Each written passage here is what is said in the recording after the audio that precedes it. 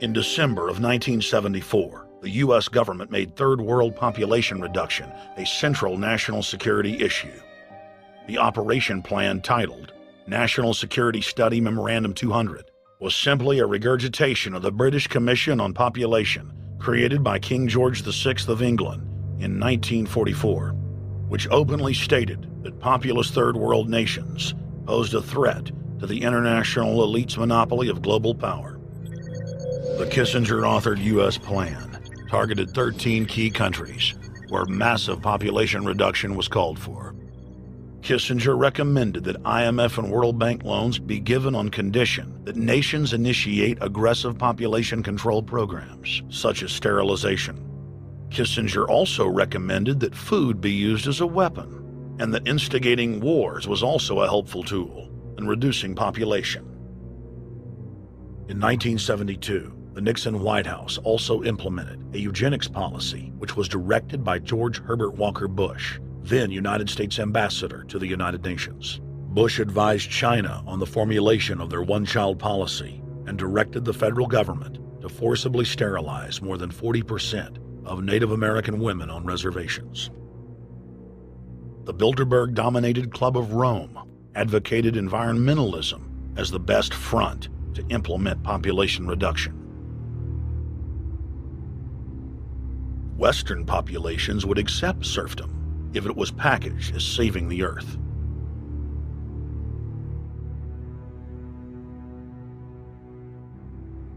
Industrialization of Africa, Asia, and Latin America could be blocked.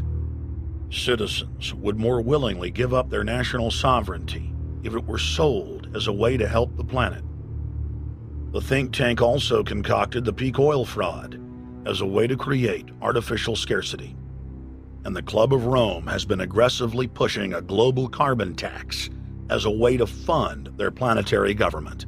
In the draft copy of the United Nations Global Biodiversity Assessment, it states very clearly that we must reduce the human population from its current level of about 6 billion people down to about 1 billion people. In the 1970s, South Africa developed race-specific bioweapons to target blacks and Asians, and then subsequently sold the technology to Israel in the mid-1980s. In September of 2000, the Project for a New American Century published a document in which Dick Cheney described race-specific bioweapons as politically useful tools. And somebody mentioned, well, why would they want to reduce the human population when that means less money for them? Most people have no idea. They're not after money. They have all the money they need. They're after power. That's their aphrodisiac. The overlords of the New World Order are now aggressively pushing for a worldwide one-child policy. The Chinese one-child policy was phased in gradually. In the 60s, when it began, you only had to pay a tax penalty. Only later did they imprison you if you had more than one child. Now the exact same proposals to penalize couples who have more than one child are being made in the United States, England, and Europe. In the push to reduce global warming, children, according to some, are the new culprits.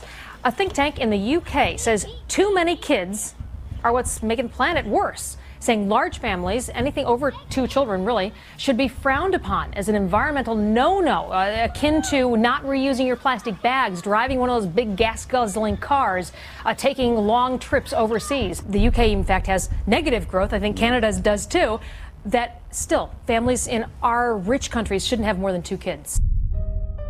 In 1998, Ted Turner pledged to give more than $1 billion to the United Nations to be spent in the implementation of population reduction policies planet-wide.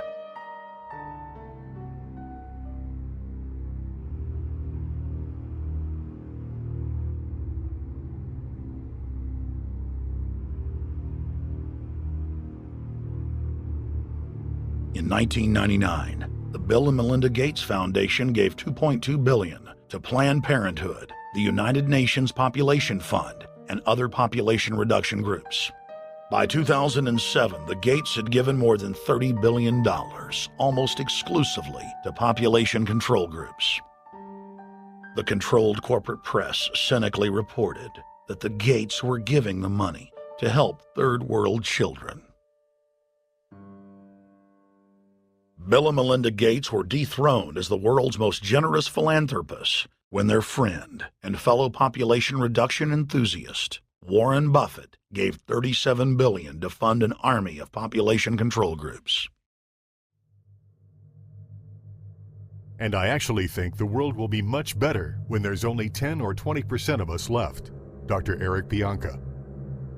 Prominent University of Texas biologist Dr. Eric Pianka, while receiving an award from the Texas Academy of Science, said that the worldwide AIDS pandemic was, quote, no good, it's too slow, and went on to laud the virtues of Ebola because it would kill 90% of the world population quickly.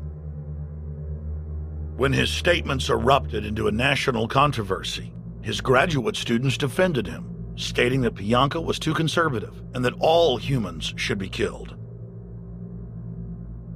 But most frightening was the fact that in a crowd of over 1,000 prominent scientists, local newspapers reported that 95% of those in attendance gave Pianka sustained standing ovations every time he extolled the virtues of mass-culling microbes and man's destruction.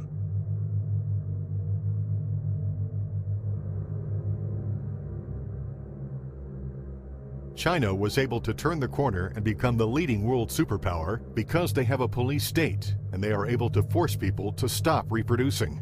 Dr. Eric R. Pianka. The eugenics movement has now shaken off much of its Nazi baggage and is using people's legitimate concern about the environment as a cloak to conceal their real agenda.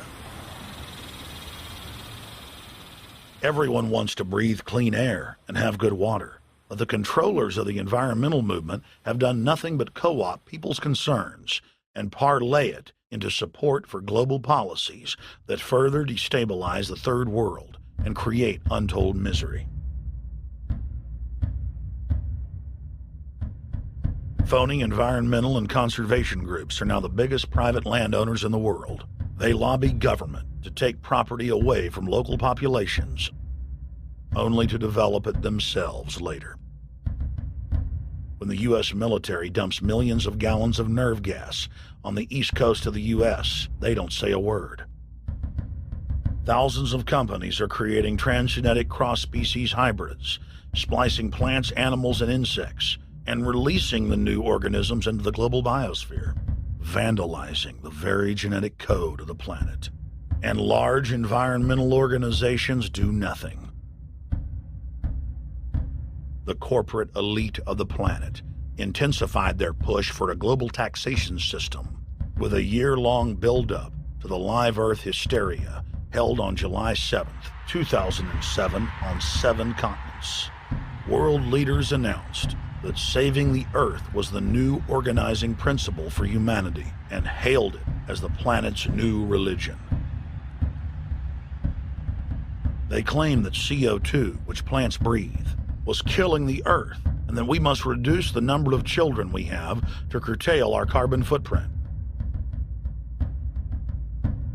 Countries across the world marked the day by passing new carbon tax schemes and raising taxes on gasoline, natural gas, and electricity. It is a scientific fact that the sun is the main driver of planetary climate, and the measurements are clear. The sun is becoming hotter, brighter. It has been slowly increasing thermal output in the last 100 years, causing warming not just on Earth, but throughout the solar system. But the scientific facts and even the order of the planets didn't matter to one of the chief organizers of Live Earth, David Mayer de Rothschild, heir to the British arm of the Rothschild fortune, when we spoke to him.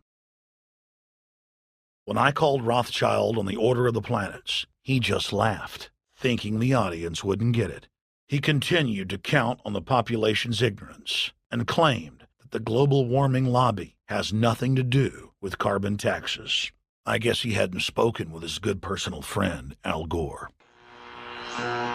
Global warming, the time for debate is over. I think what you have to realize is that being environmentally sensitive and making money aren't mutually exclusive. There's a lot of money to be made in addressing this issue. But you guys are gobbling up all the world's concern to just simply line your pockets and make kids read your book in schools and do all this. It's a business, just like you said, Rothschild.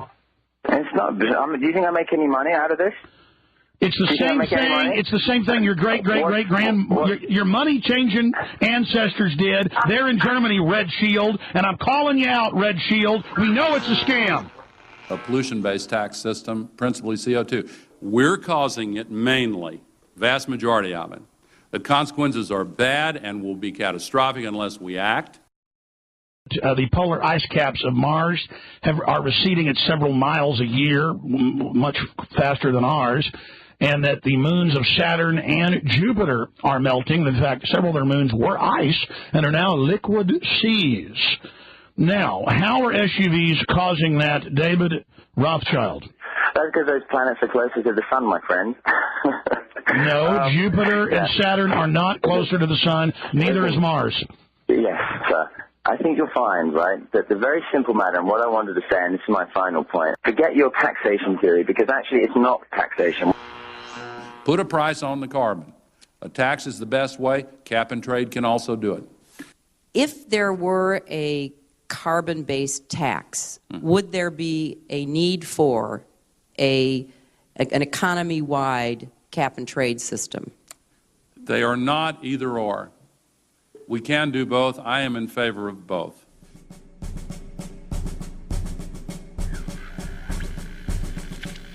The architects of the New World Order are in a race to complete the structure of world government so they can suppress the independent development of technologies that threaten their monopoly of power, while at the same time steering new developments in the direction the architects chart for humanity. The technocrats call their governing system the final revolution because in the past, empires were enforced militarily. Now enforcement is primarily psychological and economic, and society itself is a construct of the elite who operate outside the controlled paradigm and control the civilization within, just as a child maintains the environment of a fish tank. We are like lab rats living out our entire existence, never questioning the confines of the cage or the scientists who experiment on us. New World Order engineers have hijacked human destiny. Its controllers have closely studied human behavior for more than 100 years and are now steering us with expert control, using our primitive drives and desires as levers. They have developed their mind control systems to the point of being able to control the average unconscious person like a car.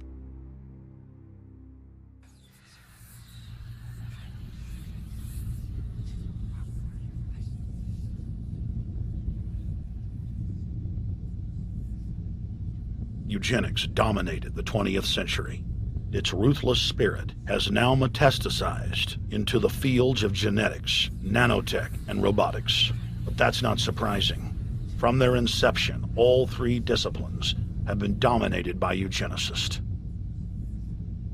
The billionaire founder of Sun Microsystems, Bill Joy, courageously went public in 2000 to warn of a cancerous consensus among the technocratic elite that at best humanity would be completely enslaved by the year 2030, and at worst, mass extermination of everyone but the elite would take place. A who's who of the techno-elite are members of what is known as the transhumanist or post-humanist movement. Many of its adherents see only the beneficial aspects of technology's exponential rise, like bringing sight to the blind, sound to the deaf, and longer life for all. But what many of them don't know is that master eugenicist Julian Huxley founded transhumanism, and that society's controllers openly admit that the new system is designed to progress into absolute tyranny.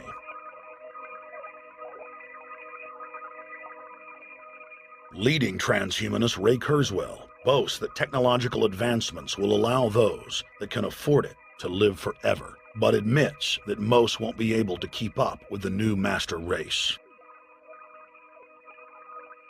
The drive for world government is now all about who will control and have access to radical life extension systems.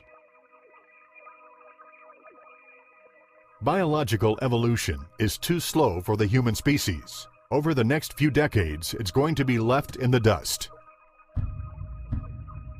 Transhumanists believe that they will attain the fountain of youth by merging with technology. Now it may be within their reach.